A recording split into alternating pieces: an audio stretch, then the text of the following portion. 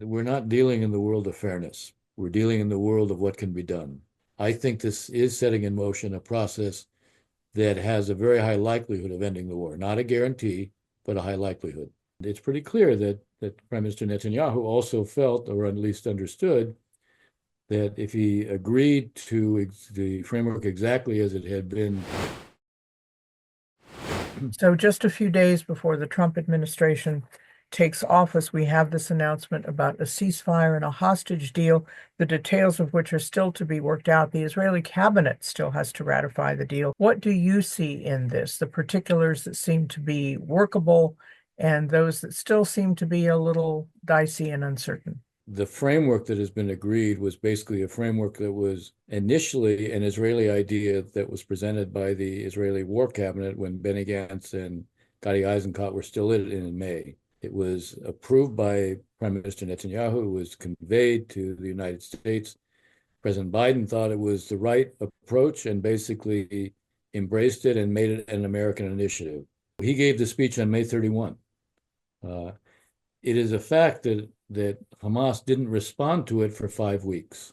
And it's pretty clear that Prime Minister Netanyahu also felt, or at least understood, that if he agreed to the framework exactly as it had been presented, basically by his people, that he was going to lose part of his cabinet. Now, he also, I think, was concerned that somehow there wasn't enough built-in protection to ensure there'd be no smuggling. So for him, the key was to be able to say with confidence that Hamas couldn't reconstitute itself. Sunday is supposed to be the day where there should be at least 3 Israeli hostages who are released. By the end of the first week, there should be another 7 who are released. The remaining 23 who are to be released will be released over the course of the 42-day period. With each release, there will be releases of Palestinian prisoners based on the formula that has been worked out. The first thing to see is, does this initial release take place? Second thing is to see, does the second release take place? A lot of people are comparing this to what happened last November, a year ago November, when you did have an agreement that produced 105 hostages being released. That was very different from what we have now. That was not based on a finely tuned, carefully crafted, negotiated agreement. This was a very simple approach in terms of day-by-day releases. The expectation it would go on for longer and more would be released, but it stopped after day 8.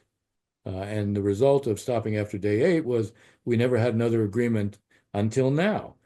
But we had negotiations effectively from after November until now. So you basically had about 95% agreement on this for a long time. So that I'm not concerned that there's misunderstandings or misinterpretations.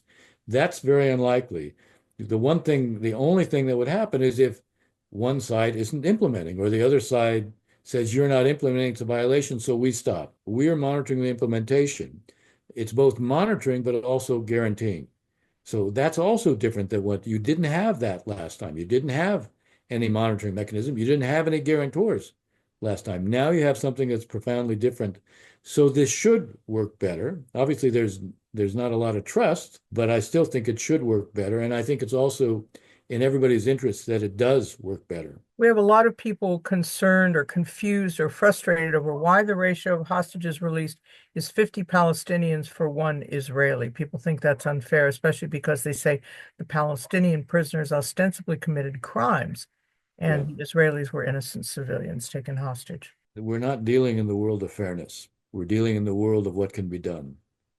Recall that Yahya Sinwar was part of a deal that Bibi Netanyahu did of 1,026 Palestinian prisoners to get back Gilad Shalit. 1 soldier, 1,026 prisoners. This ratio is one that the Israelis agreed on with Hamas through the mediators a long time ago. And it's the ratio that was agreed in the first deal that was done a year ago, November. If you hold out for what you think is strictly fairness, you probably don't get a deal at all. This is a case of being practical.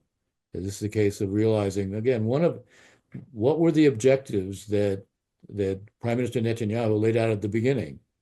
He said we have to he talked about total victory, which is, I've always said total victory is a slogan, it's not an objective. So what constitutes total victory?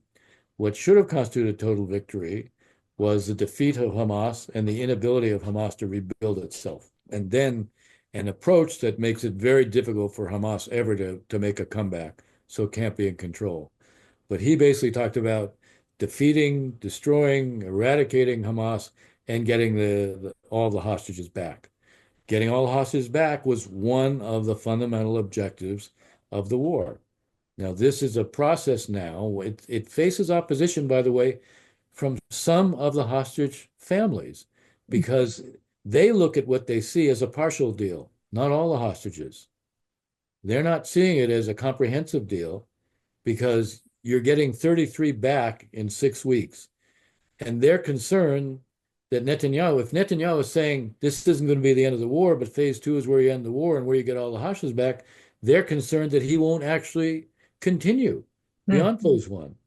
I'm suggesting this time that it's different because the Trump administration is a guarantor, and I think they're going to insist on it, which is why I think, regardless of what he's saying to the members of his coalition now, I think this is setting in motion a process that has a very high likelihood of ending the war. Not a guarantee, but a high likelihood.